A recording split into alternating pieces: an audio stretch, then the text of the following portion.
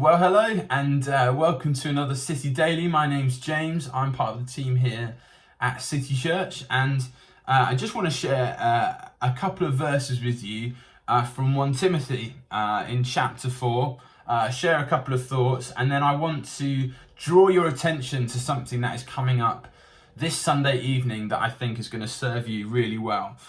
So hold on till the end to hear what that is. But let's just read a couple of verses from 1 Timothy chapter 4, starting in verse 7. And Paul writes this to Timothy: "Have nothing to do with godless myths and old wives' tales. Rather, train yourself to be godly.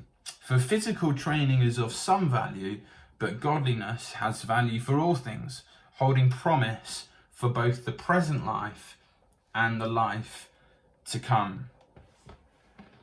If you know anything about Sarah, my wife, you'll know that she is incredibly fit. She gives herself a lot to physical activity.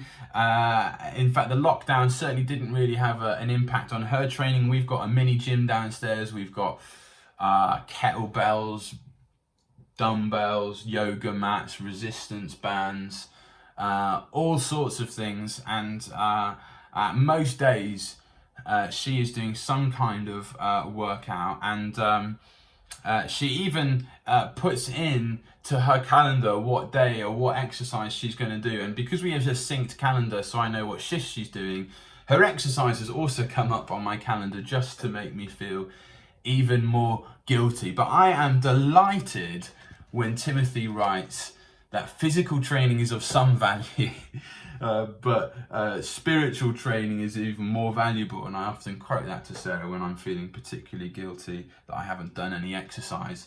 And so Paul writes this. He says, "Have nothing to do with godless myths or old wives' tales. Rather, train yourself to be godly." And I feel like it's interesting, isn't it, that Paul is saying to Timothy, actually, there's a responsibility in each one of us to train ourselves to be godly.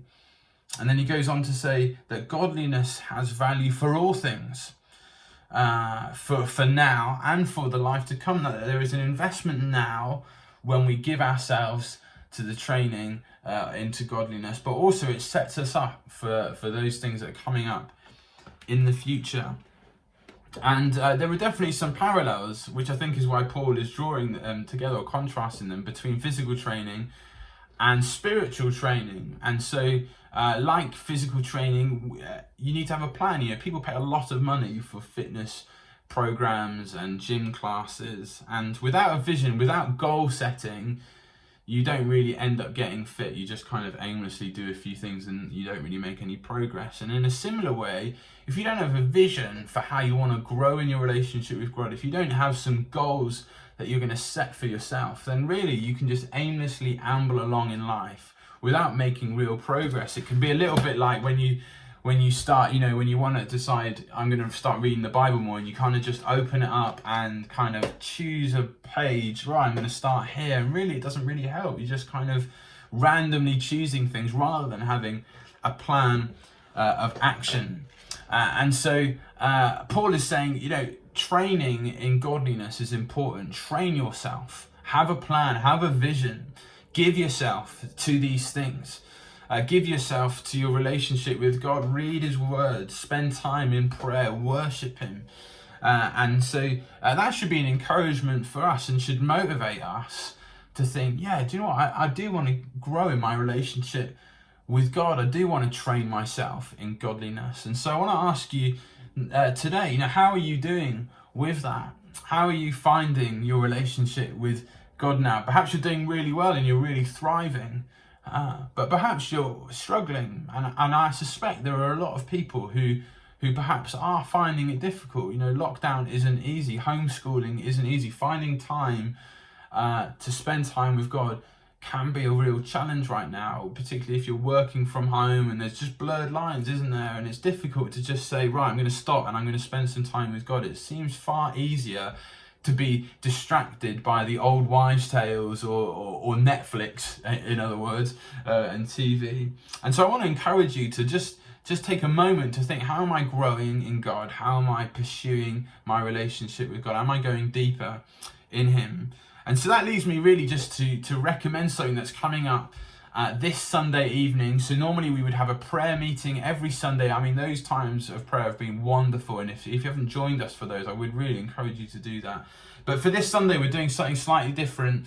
And so for this Sunday and a Sunday in June, we're going to do 2 training evenings, really focusing on leadership and influence. Now, don't let those titles put you off. It is for everyone. And this Sunday is going to be on how to lead yourself in godliness. So if you want to grow in your relationship with God, if you want to develop those spiritual disciplines, particularly in your life, if you want to train in godliness, then can I encourage you to sign up for the training this Sunday? You can do that on our website. If you click on the What's On page, it's there. It's also, there's a link on the email, the weekly email that you can sign up to. It would be great for you to join us this Sunday evening on Zoom at 8 p.m. The wonderful Ash George and Emma Gregg are going to be leading us through. It's going to be a fantastic time together. And so I want to encourage you to come along to that this Sunday. So I hope that encourages you. I hope you will join us this Sunday, and hope to see you guys soon. God bless.